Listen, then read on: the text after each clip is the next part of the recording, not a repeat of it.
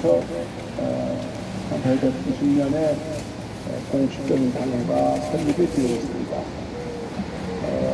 오늘 저는 동대문교회 담임 목사로서 대한민국의 역사에 한 획을 그은 고 김학순 집사님의 신앙 고백을 진심으로 추모합니다. 한 여인, 쪽방촌의 한 할머니가 역사를 기억했다고 하는 것 때문에 전 세계적으로 평화의 소녀상이 세워졌습니다. 한국 기독교회는 공산주의와 싸웠고 일제 군국주의와 싸웠고 군사 독재 정부와 싸운 공동체입니다.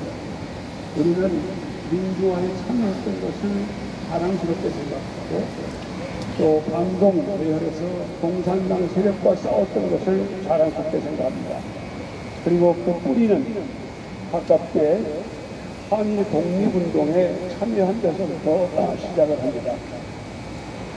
오늘 엄청난 역사를 이루어낸 용기와 위인도 많지만 쪽방촌에서 자신의 삶을 그냥 맞춰가던 한 할머니의 마음속에 목사님의 말씀이 들어가고 목사님의 위로가 들어가고 목사님의 번열이 들어가서 용기를 갖고 나는 위안부 피해자였습니다.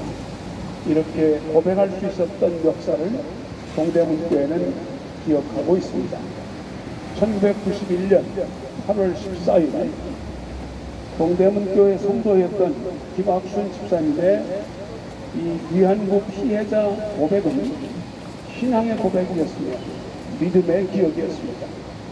앞으로도 동대문교회는 기억해야 될 우리의 역사를 반드시 기억할 것입니다. 교회가 군사 독재 정권과 싸웠던 것도 기억할 것이고 공산주의자들과 싸웠던 것도 기억할 것이고 특별히 일본 제국주의자들이 대한민국을 침략해서 괴롭혔던 것도 기억할 것입니다. 여러분, 우리의 진정한 추모는 김학순 집사님처럼 쪽방촌에서 죽어가는 힘없는 할머니에 불과한 자신의 삶을 신앙 고백을 통해서 위대한 역사의 물줄기가 되게 하는 데 있습니다. 우리 자신 하나하나가 다 소중한 하나님의 형상들입니다. 인격체입니다. 자기 자신에 대한 자긍심과 자부심을 잃지 마시고 나의 신앙 고백이 역사를 바꿀 수 있음을 기억하시고 매일매일 그리스도 안에서 승리하시기를 축원합니다. 또한 오늘은 광복절 80주년입니다. 대한민국은 독립했습니다. 그러나 진정한 독립이 이루어지려면 남한과 북한이 하나의 나라로 통일이 되어야 합니다. 비록 우리가 힘은 없어서 분단을 유지해야만 되는 현실이 있을지라도 우리의 다음 세대가 통일을 이룰 수 있도록 선배들이 통일의 꿈을 포기하지 말고 기도하셔야 됩니다. 저는 어린 시절에 평양에 가서 내가 찬송을 부르리라 사람들이 저한테 미쳤다고 그랬습니다. 1981년도에 강화도에서 내 저 북한에 가서 기도하리라 그랬더니 동네 사람들이 전도사가 개척하는데 먹지를 못해서 정신이 장자가 됐다고 했습니다. 그러나 저는 평양에 2번을 들어가서 마음껏 찬송하고 마음껏 기도했습니다. 기도하면 하나님이 이루어 주십니다. 대한민국의 진정한 독립은 통일입니다. 대한민국이 자유민주주의 국가로 통일될 수 있도록 기도해 주시기 바랍니다. 감사합니다. 귀한 말씀 감사드립니다. 이 시간에는 광복절 축사를 정영 목사님께서 해주시겠습니다.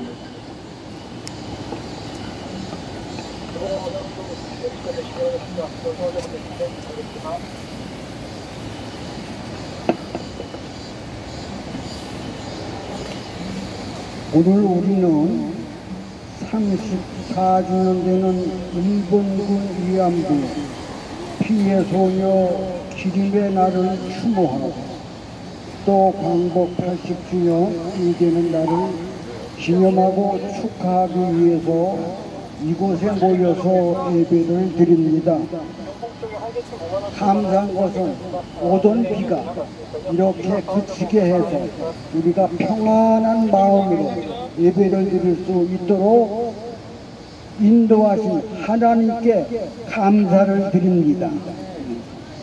오늘 이 예배의 내용이 두 가지를 담고 있습니다마는 그 뜻을 한마디로 표현을 한다면은 광복과 해방 그 자체입니다.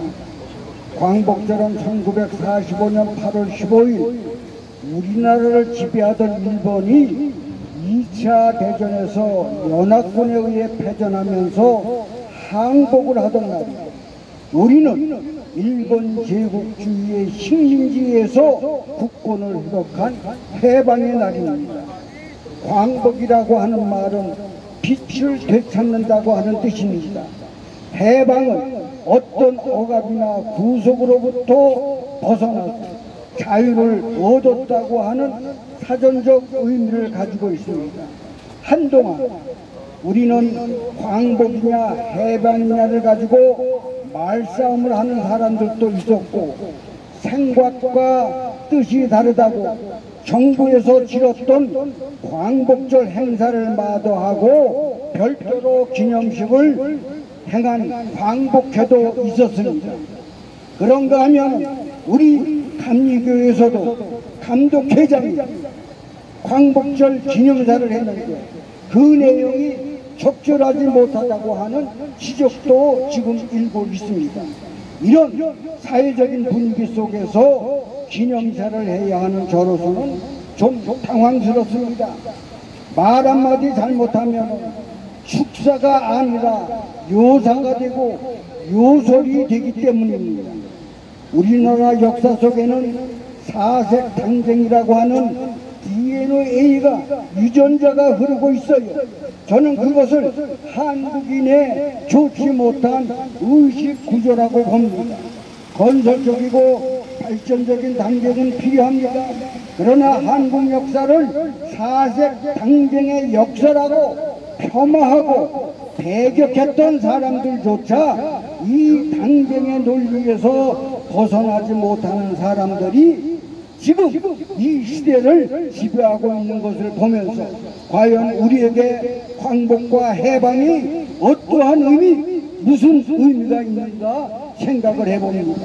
그럼에도 불구하고 저는 목사로서, 기독교인으로서, 특별히 동대문교회 원로 목사로서 말씀을 드립니다.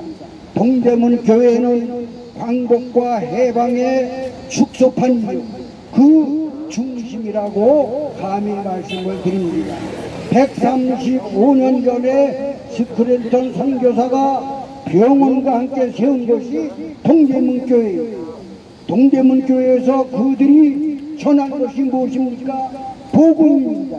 복음의 핵심은 예수 그리스도입니다. 예수 그리스도는 자신을 가리켜서 뭐라고 말씀했어요? 나는 빛이라고 했어요. 어둠이 아닌 빛입니다. 어둠과 암흑에 갇혀있던 사람들을 구원하기 위해서 빛으로 오신 것은 그 빛이 있음으로 인해서 죄악에서 흑암에서 고통받던 사람들이 해방이 되어 자유를 얻게 되었습니다. 여기에 정치적이고 사회적인 의미를 가하자면 당시 조선은 일본 제국의 국권을 상실하게 됩니다. 그래서 3.1 독립운동이 일어났죠. 그날 동대문교회의 종탑에서 벙커의 종 독립만세를 외쳤던 것을 여러분들이 기억을 하십니다. 동대문교회를 담임했던 전덕기 목사님은 항일운동의 중심에 서 있었습니다. 동대문교회 청년 선거했던 김상호 군사는 열을 당했습니다. 일본 경찰과 대첩을 한 무장 투쟁가였습니다. 이렇게 독립을 위해서 목숨까지 바쳐가며 투쟁했던 분들이 있는가 하면 일본군의 위안부가 되어서 평생 고통과 눈물로 부어지는 김학순 집사님 같은 희생자들이 있었습니다. 오늘 위안부들을 드리는 조여상을 있는 이곳에서 예배를 드리는 것도 그런 의미입니다. 이런 사실, 동대문 교회가 광복과 해방의 축소판이며 그 중심에 있었다고 저는 감히 말씀을 드리는 이유입니다. 그러므로 이런 광복과 해방은 나라의 독립뿐만 아니라 개인이 처했던 굴레에서 자유를 얻었다고 하는 커다란 뜻이 있습니다. 이 모든 것은 기독교인의 입장에서 말씀드리자면 모두가 하나님의 은혜요 역사인 줄 믿습니다. 그런 의미에서 광복의 날과 해방의 날을 기념하며 축하하고자 하는 것입니다. 나아가서 기념하고 축하하는 데서 우리는 그칠 것이 아니다. 이런 그 치욕의 역사를 되풀이하지 않기 위해서 우리 믿음의 사람들이 마땅히 해야 할 일이 있습니다. 지난 3.1절에도 기념사에서 말씀을 드렸듯이 갈라디아서 5장 1절의 말씀과 같이 그리스도께서 우리를 자유롭게 하려고 자유를 주셨습니다. 그러므로 굳건하게 서도 다시는 종의 멍에를 매지 말라.